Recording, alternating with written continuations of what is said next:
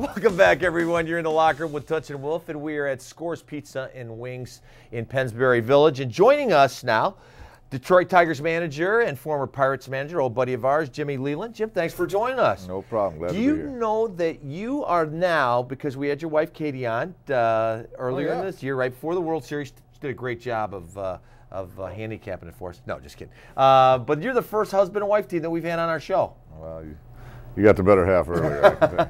Well, it's like I told you earlier. You well outkicked your coverage, brother. I mean, she's a sharp lady. No question Did about some that. night, yeah, beautiful. Well, congratulations for you. Go ahead. Well, and that's okay. I'll be proper. All right, great season, Detroit. I gotta say, we were pulling for you big time. I mean, that was exciting.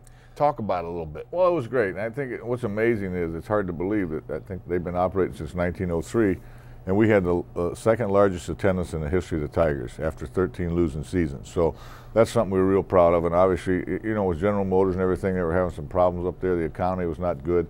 And to get that kind of attendance and to get the city revved up like we did, we were real proud of it. And obviously, it's been a Red Wings and a Pistons town the last few years, but we really got Tiger fans back into it. Jimmy, were you surprised? I mean, after having the time off, were you surprised that the success you guys had? Maybe not so much late, because once you know what you have, sometimes it's not a surprise. But early, were you surprised? Yeah, I didn't think that we'd do as well as we did. I knew that we had some talent.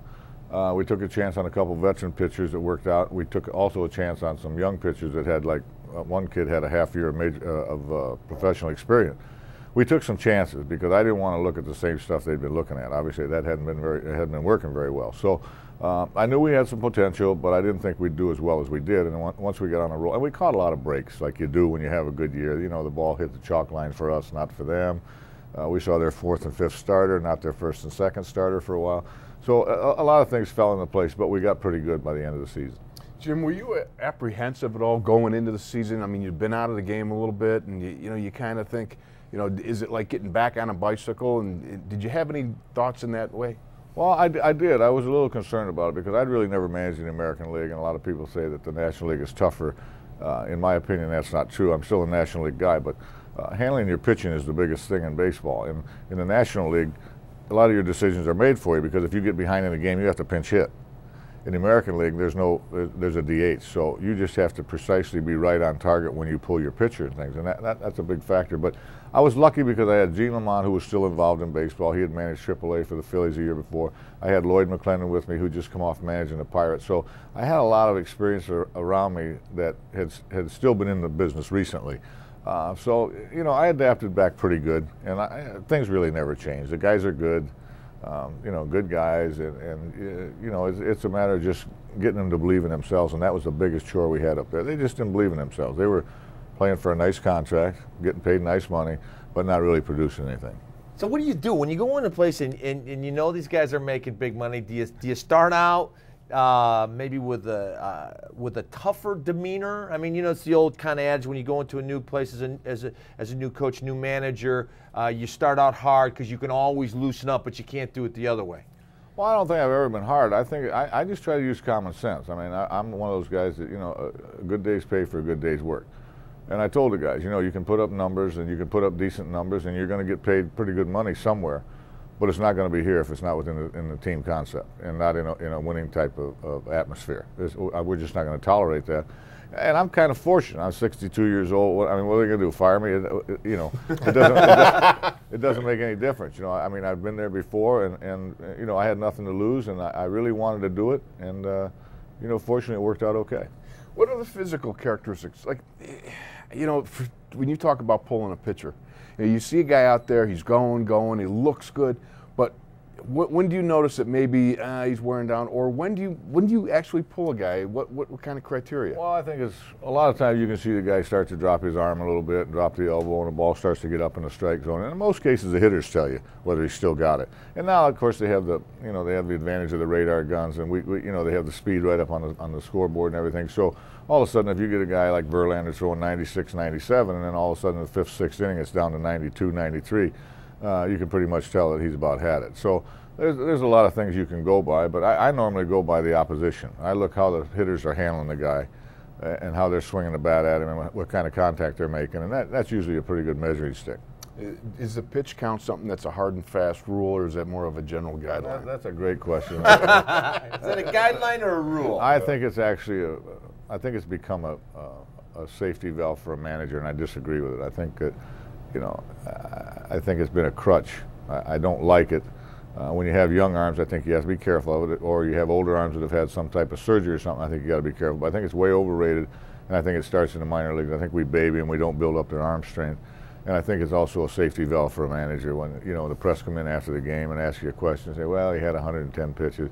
To me, I don't like that at all. I think I've always believed that as a manager, if you're worried about what you have to answer after the game, you're not going to be a very good manager.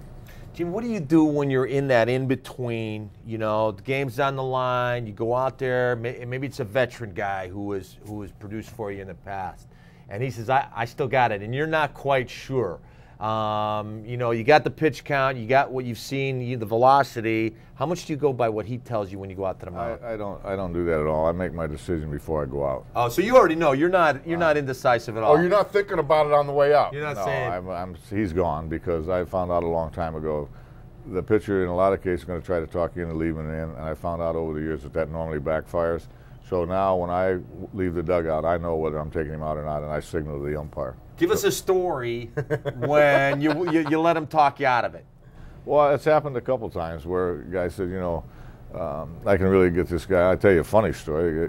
There's a funny story that goes that I use Doug Drabeck example. He started the game in Chicago, got the first guy out, and then they got something like 7 straight runs off him, and the leadoff guy came up again. And I went out to talk to him. He said, I can get this guy out. And I said, I know you can. You got him out 45 minutes ago. But